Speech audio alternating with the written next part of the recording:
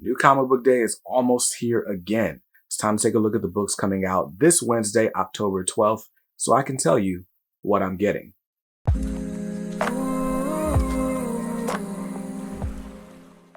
What's up, guys? BJ Kicks here. I buy comics, I read them, and I review them, all for your viewing pleasure. If you're new here, welcome. If not, welcome back. Now, on this channel, I review comics, and this is the latest in the series I like to call What I'm Getting, where I take a look at the books coming out on the upcoming New Comic Book Day. I tell you what's on the pull list, what's on the chopping block, and what's on the maybe list that I might be making a game day decision on. This week is a particularly heavy week for me after a series of light weeks. So, yeah, there's a lot of books coming out, and there's definitely some that I'm really excited for. And I always like to start these with the book that I'm most excited for. But first, gotta give a huge shout out to Mr. Omari Malik. Omari has a Kickstarter going right now for this trade paperback graphic novel anthology for his books called The Blacktooth Battalion. So this is from Blacktooth Publishing, and this collects 3 different series. One is called Snakebite, one is called Dogpile, and one is called Adastra. Now, these have been really interesting. I've been thumbing through them since he sent this book over. Right now, I'm reading Dogpile, which basically, if you're a fan of DMX, you'll be a fan of Dogpile. Haven't gotten into Snakebite or Adastra yet. But man, this is a really cool project. I love supporting indie creators, like truly indie creators. And you can, like I said, you can back this book on Kickstarter. He's been going around selling these one-shot issues as single issues at cons. But now you can get the full, I think this is like almost 90 pages, but you can get the full story or the full anthology in one nice, perfect bound paperback. So definitely do that. And shout out to Omari for reaching out to me. I'll thumb through the art on here so you can see this isn't just like your standard run-of-the-mill Kickstarter campaign. Like, it's really good. It's really good looking stuff. It is action-packed, and you're getting a lot of story in here. You're getting 3 very distinct stories and 3 very distinct art styles. And I think that is dope. Here's the cover for Snakebite right here. And again, 3 distinct art styles. I think it's really dope. So anyway, I'm going to be reading this and I'll be reviewing it, one of these issues each week here on our live stream, The Hangout. And Mr. Omari will be joining me this Thursday night at 7 p.m. So keep an eye out and definitely go back this Kickstarter. Links in the description down below. All right, so now I can tell you about the books that I'm most excited for this week, starting with, from Marvel Comics, this is Avengers, X-Men, Eternals, AXE, Death to the Mutants, number 3. Now, I don't know what's been going on with the Judgment Day event, but these books have been published in an order that doesn't match the reading order in the back of the books. So, last week's Avengers, or AXE, X-Men one-shot was supposed to come after this Death to the Mutants event, and in my opinion spoiled it just a little bit, but not I mean, you pretty much know what's going to happen at this point in the event. I'd say we're about 3/4 of the way done. But anyway, Death to the Mutants number 3. We've got a team of mutants inside this celestial trying to shut it down from the inside.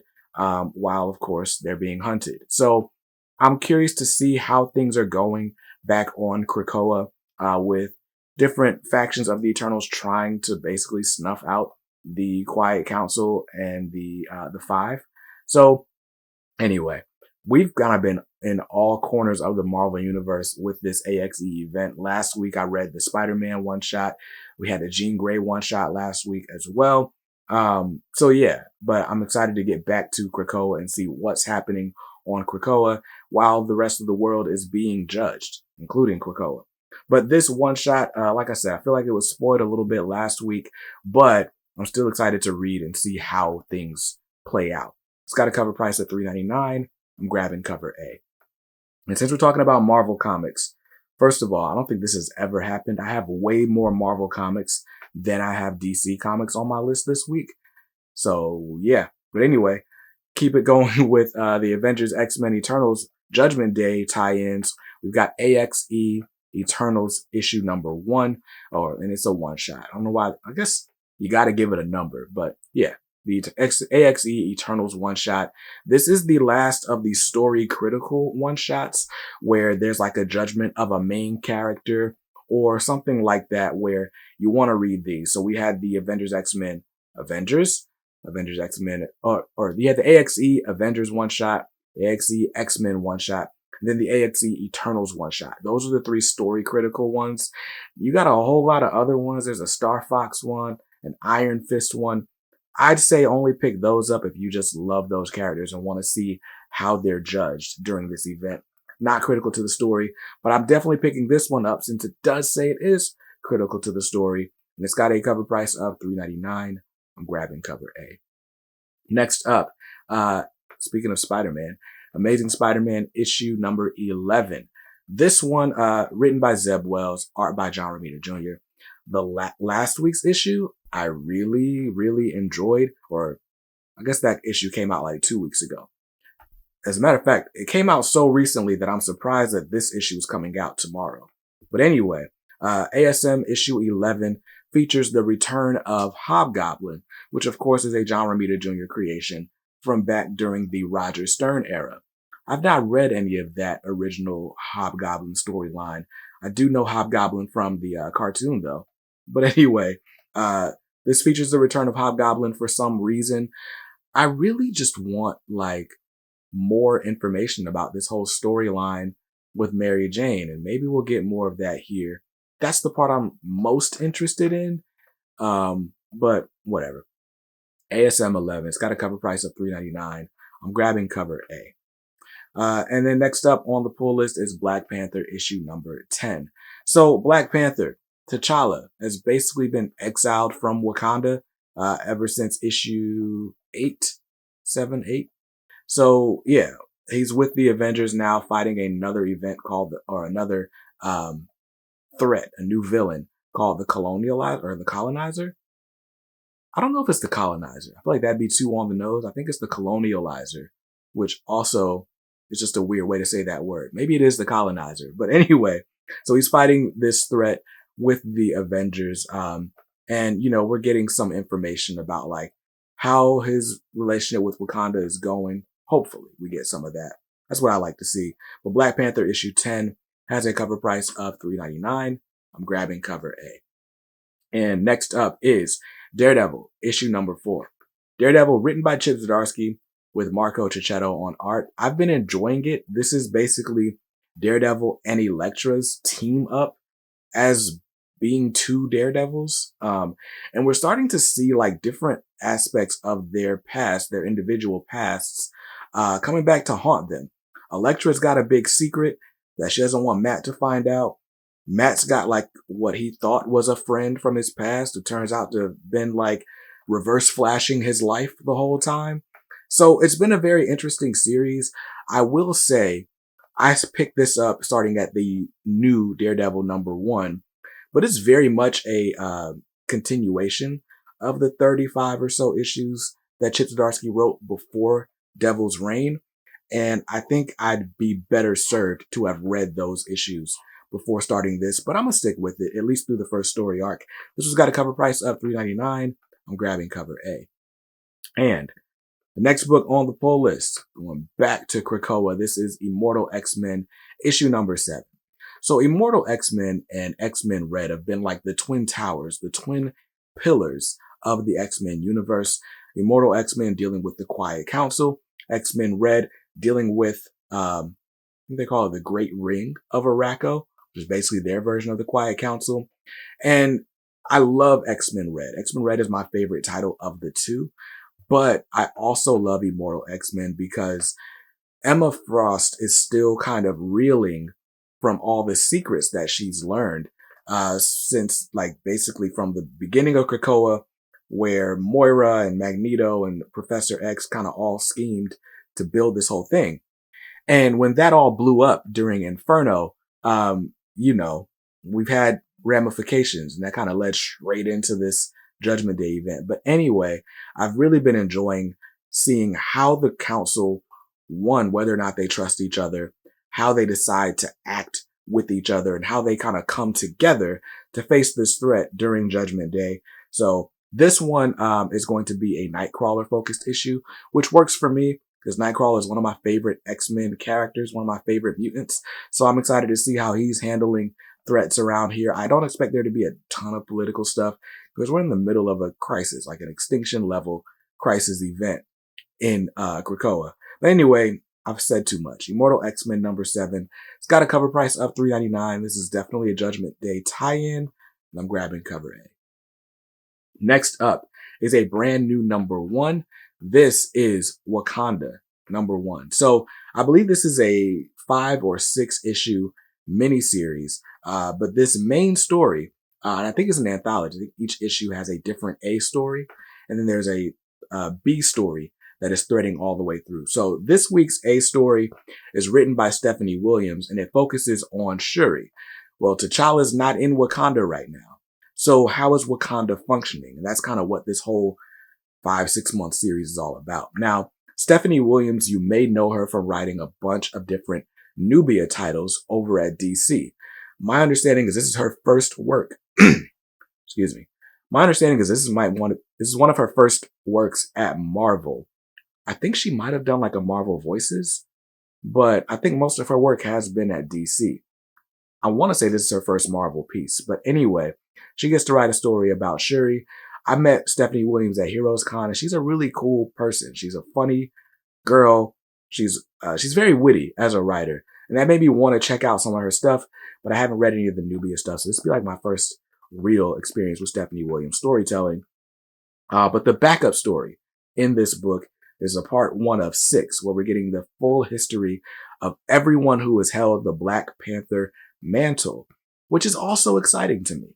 So if you're a Black Panther fan, if you're a Wakanda fan, if you're ready to gear up for the Wakanda Forever movie coming next month, then you probably want to grab this. Wakanda number 1. It's a cover price of $4.99. I'm grabbing cover A. And the next book on the Marvel Comics pull list. Yes, we're still at Marvel Comics. This is Wolverine issue 25. A bit of an anniversary issue, if you will. Wolverine, written by Ben Percy. This issue features a ton of different artists and a couple of different stories. So if you're a big Wolverine fan, this is one to get. And also, you know, they put all the best artists on Wolverine. I particularly expect really good art from this issue being an anniversary issue. And this also will be tying in to Judgment Day. So we'll see how it goes. But Wolverine number 25's got a cover price of $4.99. I'm grabbing cover A. And the last book, finally, the last book on my Marvel Comics pull list is X-Force issue number 32. Now, X-Force, written by Benjamin Percy. Also, X-Force and Wolverine both have kind of suffered from the same things. Like, they have good stories going, and then they get thrown into these big overarching X-Men events, and you kind of lose the heart of what the series is about. But in Wolverine and in X-Force, Wolverine has been sort of reeling from the loss of a certain mutant that I won't spoil unless you've been reading, if you haven't been reading these books in the last 5 or 6 issues. I won't spoil who's been lost, but Wolverine has not been happy about it. And then also, in addition to Wolverine not being happy about the loss of this mutant friend, Omega Red, who did kind of try to kill everyone in the Inferno event, or the X Lives and Deaths of Wolverine event. Well, basically, he's been allowed to be a member of the X-Force, and Wolverine is not happy about it. But Omega Red had a pretty integral part in trying to help stop that Celestial in the last issue. So I expect we're going to see more of that in this issue. But yeah, pretty interesting story. A very interesting book. More people need to read X-Force. But anyway, X-Force 32 has got a cover price of $3.99. I'm grabbing cover A. Whew. That's it for the Marvel Comics pull list. If I just stick to the list, and what reason do I have not to stick to this list? I'm spending $38 on Marvel books this week. I don't think that's ever happened. But anyway, let's move on to the distinguished competition. Over at DC Comics, there are 3 books on my pull list, starting with Batman vs. Robin, issue number 2. Batman vs. Robin is written by Mark Waid, and the art is by Mahmoud Asrar, who I first knew of from like the Krakoa era of X-Men at the beginning. But anyway, Batman vs. Robin, issue 1 was really good. We know it's Damian versus Batman. We don't exactly know why. We got a tease toward the end of the issue of which big villain is behind it. And if you've been reading Batman Superman World's Finest, then you have an idea as well. But we got to figure out, okay, how are these characters going to stop fighting each other, and what are we going to lose in the process? Also, there is a major resurgence of a member of the Bat family that I won't spoil, and I don't know if it's real or not, but I'm very excited about it. You should be reading this book. This is one of the better Batman books on shelves right now. Batman vs. Robin issue 2 has a cover price of $5.99. I'm grabbing cover A. Speaking of DC Comics, by the way, they just launched their Ultra tier on DC Universe Infinite.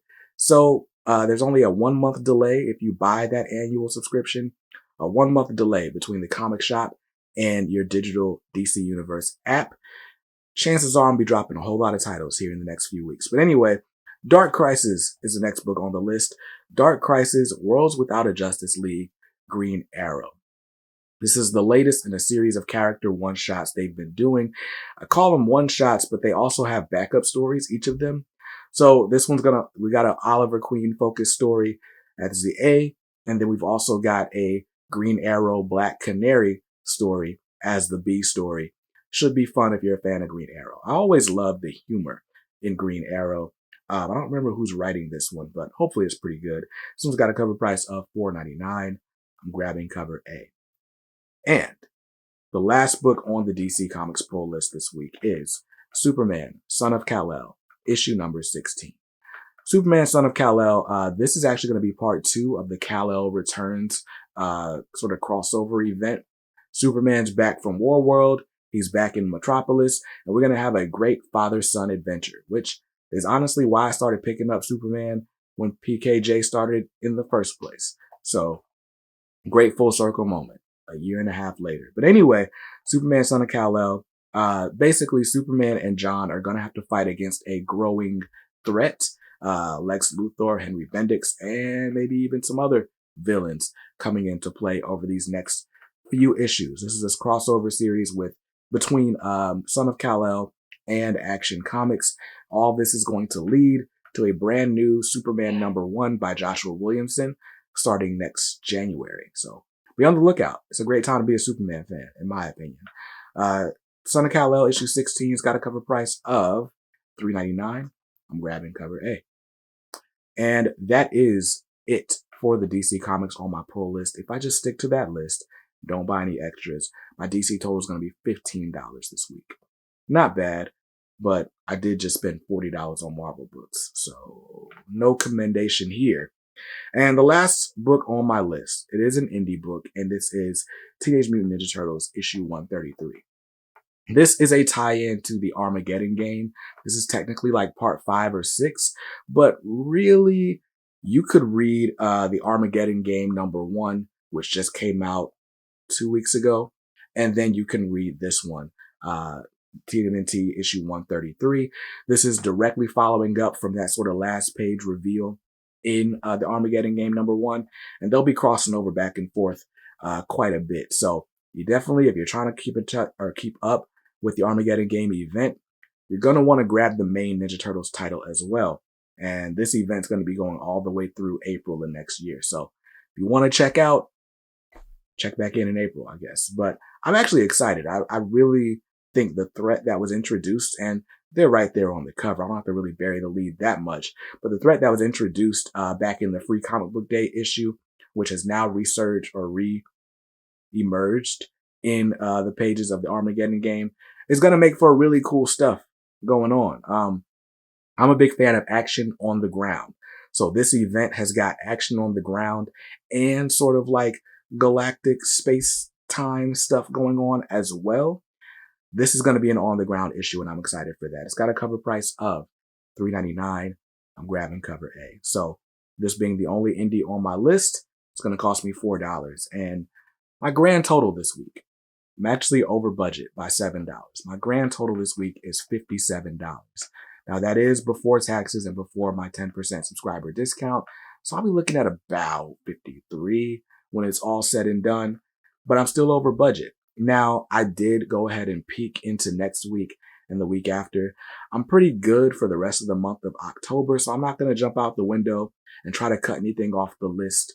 But like I said, this this whole DC Universe Infinite situation is definitely going to change the way I collect books from month to month and week to week. Speaking of, a book that was on the maybe list that I pretty much just decided against is Batman Incorporated issue number 1. Batman Incorporated, this is going to be featuring Ghostmaker leading the Batman Incorporated team. And I can't remember who's writing it, but I know John Timms is drawing it. I think it's Eduardo Arizo. I feel like he's an artist.